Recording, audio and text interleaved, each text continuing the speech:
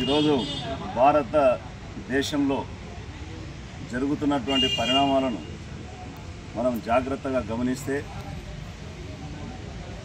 ఒక పద్ధతి ప్రకారం ఒక దుష్ట ప్రణాళికతో మొత్తం ప్రజాస్వామ్య వ్యవస్థనే కూల్చేయాలని, రాజ్యాంగాన్ని మార్చాలని, రాజ్యాంగం ద్వారా ఏర్పడినటువంటి స్వతంత్ర వ్యవస్థలను సంస్థలను బలహీనం చేయాలని కుటిల యత్నంలో భాగంగా, ఆ ప్రాసెస్లో భాగంగా మరొక ముందడుగు ఈ యొక్క అడ్వకేట్స్ అమెండ్మెంట్ బిల్ 2025 మన అడ్వకేట్స్ యాక్ట్ 1961 1961 చట్టానికి సవరణలను ప్రపోజ్ చేస్తూ ఈ నెల 13వ తారీఖున కేంద్ర న్యాయ శాఖ ఒక సర్క్యులర్ జారీ చేస్తూ ఆ సవరణలను పబ్లిష్ చేస్తూ ఎవరైనా కానీ అబ్జెక్షన్స్ ఉన్నవారు ఈ నెల 28వ తారీఖు లోపల వారి యొక్క అబ్జెక్షన్స్ చెప్పాలని చెప్పి ఒక నోటిఫికేషన్ జారీ చేశారు.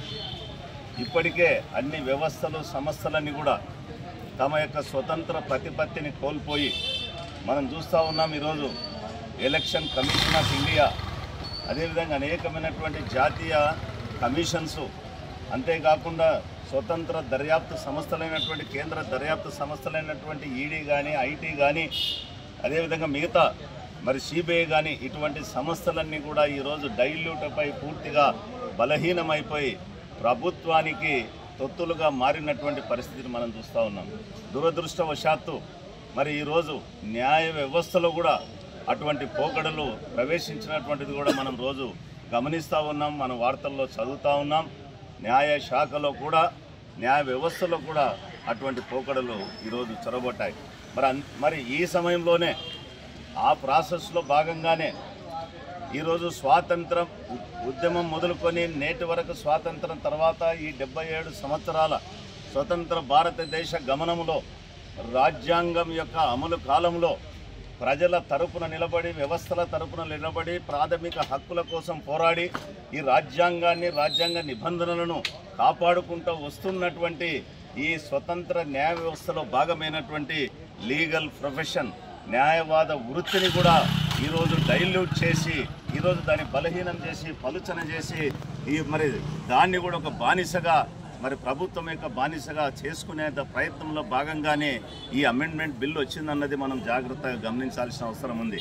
మరి ఇంకొకటి చెప్పాలి, ఏదైనా ఒక బిల్లు ప్రపోజ్ చేసినప్పుడు దానికి సమయం, సందర్భం ఉండాలి. అసలు ఎందుకు వచ్చిందో ఈ సందర్భం అర్థం కాలేదు.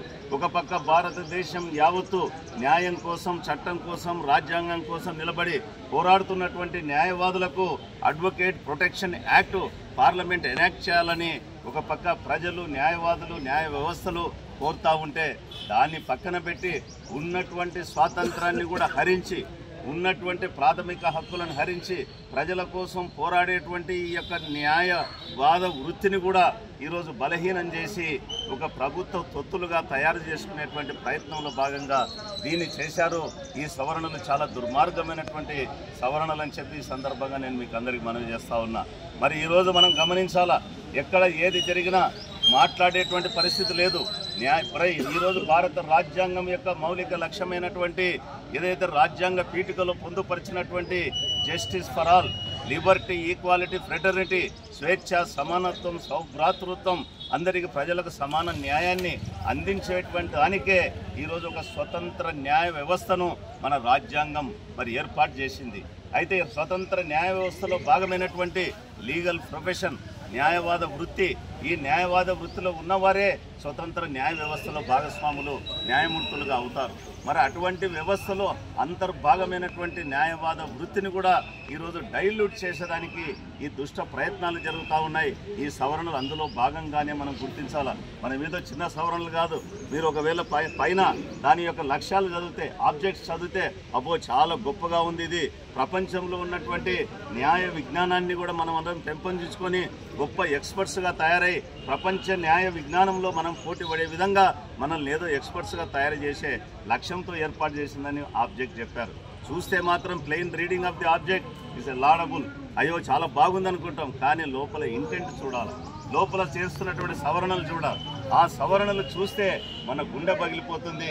ప్రజల కోసం నిలబడేటువంటి న్యాయవాదులు ఇక మీదట నీరు గారి నిస్తేజంగా నిలబడాల్సినటువంటి పరిస్థితి వస్తూ ఉంది. మరి ముఖ్యమైనటువంటి సవరణలు ఈరోజు మీరు అందరూ గమనించాలా.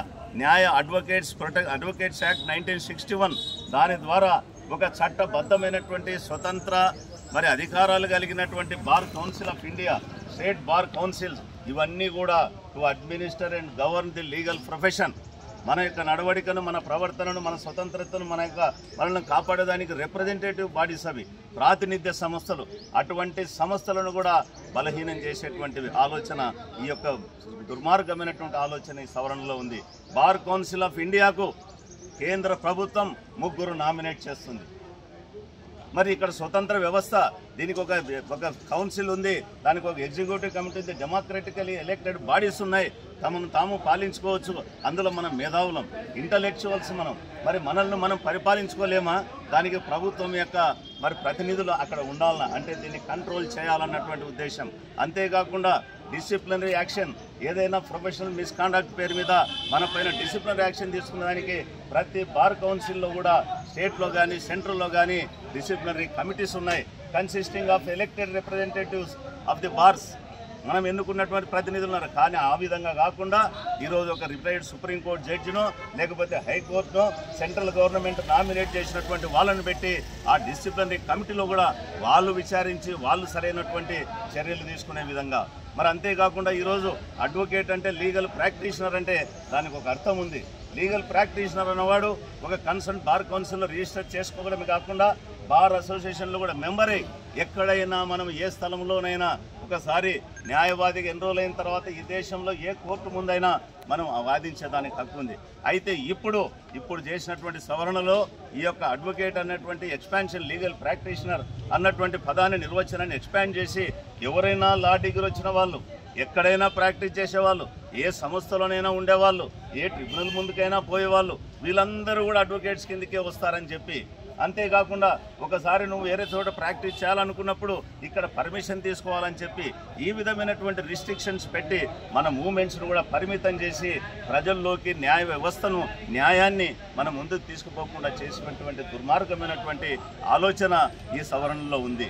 మరి ఒక న్యాయ శాఖ మంత్రులు ఇది పెట్టినప్పుడు ఈ ప్రభుత్వం యొక్క ఆలోచనను ఇక్కడ ఇంప్లిమెంట్ చేస్తూ ఉన్నారు. మరి ఇటువంటి ఆలోచన వచ్చినప్పుడు నిజంగా ఈ దేశంలో మనం ఉన్నాం కదా, సామాన్య ప్రజలైతే పబ్లిక్ డొమైన్లో పెట్టవచ్చు.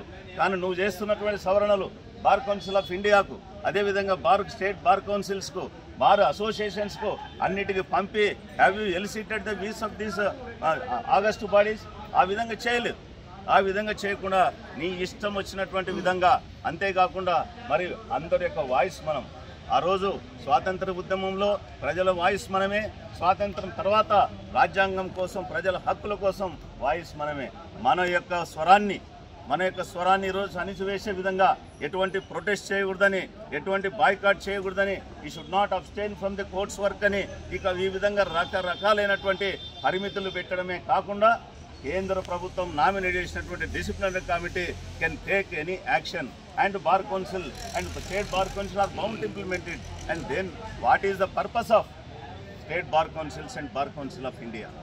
ఎందుకు దీనికి ప్రత్యేక చట్టం? Why this autonomous bodies? కాబట్టి ప్రతిదీ కూడా స్వతంత్ర ప్రతిపత్తి కలిగినటువంటి వ్యవస్థలను ఒక్కొక్క దాన్ని బలహీనం చేసుకుంటూ కేంద్ర ప్రభుత్వ తొత్తులుగా మారుస్తూ చివరకు ఈరోజు దృష్టిని న్యాయ వ్యవస్థ వైపు, న్యాయ వృత్తి వైపు, లీగల్ ప్రొఫెషన్ వైపు వాళ్ళు మరలించినటువంటి ఈ దుర్మార్గమైన ఆలోచనను మనమందరం తీవ్రంగా ఖండించాలి.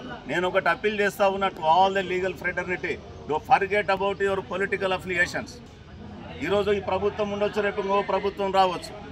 మీరు ఎటువంటి ఐడియాలజీతో ఉన్నది అది వేరే విషయం. కానీ ఒక అడ్వకేట్గా, ఒక లీగల్ ప్రొఫెషనల్గా stand by your profession, stand by your brethren. We are for the India, we are for the United India, we are for the Constitution, we are for the liberty, equality and fraternity as shrined in the preamble of the Constitution.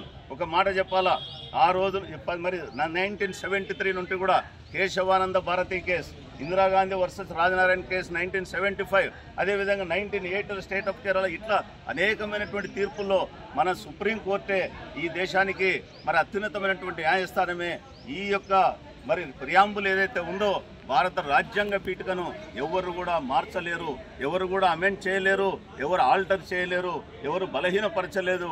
ఆ ప్రియాంబుల్లో భాగమే స్వతంత్ర న్యాయ వ్యవస్థ. స్వతంత్ర న్యాయ వ్యవస్థ is inseparable from legal profession. న్యాయవాద వృత్తి, న్యాయ వ్యవస్థ రెండు కలిపితే ఈ స్వతంత్ర న్యాయ వ్యవస్థ కూడా లేకపోతే ఈ దేశంలో ప్రజాస్వామ్యం అనగడ లేదు. ప్రజల తరపున మనం వాయిస్ ఇవ్వకపోతే మరి ప్రజలకు ఎవరు దిక్కుంటారు? మన యొక్క హక్కులను మనమే రక్షించుకోలేనప్పుడు మనం ప్రజల తరపున ఏం మాట్లాడతాం? కాబట్టి this is the high time. ఇది వెంటనే మనం అందరం స్పందించాల్సిన అవసరం ఉంది. Legal fraternity as one voice, legal fraternity as one soldier. మనమందరం we must rise up to the occasion and fight against this autocratic proposed amendment bill, Advocates Amendment Bill 2025, and we must demand and force the central government to immediately revoke and withdraw this bill itself. There is no need to amend the Advocates Act 1961. 1961 న్యాయవాదుల యొక్క చట్టాన్ని అమలు చేయాల్సిన అవసరం లేదు. ఇంకా నువ్వు separate చట్టం చేయి, అడ్వకేట్ ప్రొటెక్షన్ యాక్ట్ చేయి, because we are fighting for justice. అంతేకాకుండా దీంట్లో ఇంకొకటి ఉంది, ఎవడైనా మనకు సరిపోనోడు, ఈయన నాకు సరిగా కేసులు చేయడం లేదు, ఇంకొకటి ఏదైనా చేయడం లేదని తప్పుడు కంప్లైంట్ ఇస్తే బార్ కౌన్సిల్ విచారించదు, మళ్ళీ సెంట్రల్ గవర్నమెంట్ పెట్టిన నామినేటెడ్ కమిటీ. అంటే ఎవడు ఏదైనా సరిపోకపోతే మన పైన ఏదైనా చేసి దెన్ మనం ఏ విధంగా మనం జస్టిస్ని చేయగలుగుతాం? ఏ విధంగా మనం ధైర్యంగా మాట్లాడతాం? భయంతో న్యాయం వైపు ఏ విధంగా నిలబడతాం? మన యొక్క క్లయింట్ కోసం ఏ విధంగా పనిచేస్తాం? కాబట్టి అన్స్క్రూపులస్ ఎలిమెంట్స్ కూడా మనల్ని ఎక్స్ప్లాయిట్ చేసేటువంటి ప్రమాదం ఉంది. మరి ఇటువంటి అమెండ్మెంట్స్ ఉన్నటువంటి ఘోరాతి ఘోరమైనటువంటి ఈ యొక్క అమెండ్మెంట్ బిల్లును వాస్తవంగా మనమందరం అంటించాలి, వాస్తవంగా మనమందరం కాల్ చేయాలి. ఆ విధంగా చేసి మన యొక్క నిరసన తెలపాలి. So I appeal to all the legal fraternity, irrespective of your political affiliations, irrespective of your ideology, please come forward and force the central government to immediately withdraw this. దీన్ని వెంటనే ఉపసంహరించుకోవాలా. దీని అంత అది చేయాలి. కానీ ఇంకొకటి మీరు గమనించాలా, ఇక్కడ bar council of India, state bar council ఎన్నో సంవత్సరాల నుంచి కొన్ని మార్పులు కోరుతూ ఉన్నాయి. ఆ మార్పులు మరి దీన్ని ఇంకా ఇంప్రూవ్ చేసే కండిషన్స్ మార్చాలి. కానీ దీని యొక్క స్వాతంత్రాన్ని చంపేసేటువంటి మార్పులు తీసుకొని వస్తే ఇది ఎంత మాత్రము సమంజసనీయం కాదు. కాబట్టి మనం అందరం కూడా దీన్ని నిరసించాలా. And we demand the central government to immediately withdraw this advocates amendment bill 2025. Thank you very much.